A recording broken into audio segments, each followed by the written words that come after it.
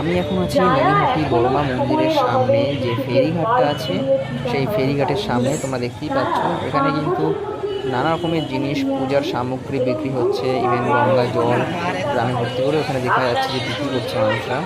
ঠিক আছে, এই নানা রকমের ফটো, মূর্তি, খেলনা, বাচ্চাদের সমস্ত কিছু বিক্রি হচ্ছে।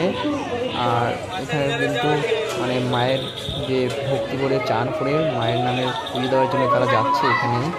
ঠিক আছে, সমস্ত কিছু এখানে আমাদের দেখা যাচ্ছে। সামনেই গঙ্গা আছে, আমিও গিয়ে একটু হাত মুখ ধুয়ে নিলাম, মাথায় জল ছিটিয়ে নিলাম।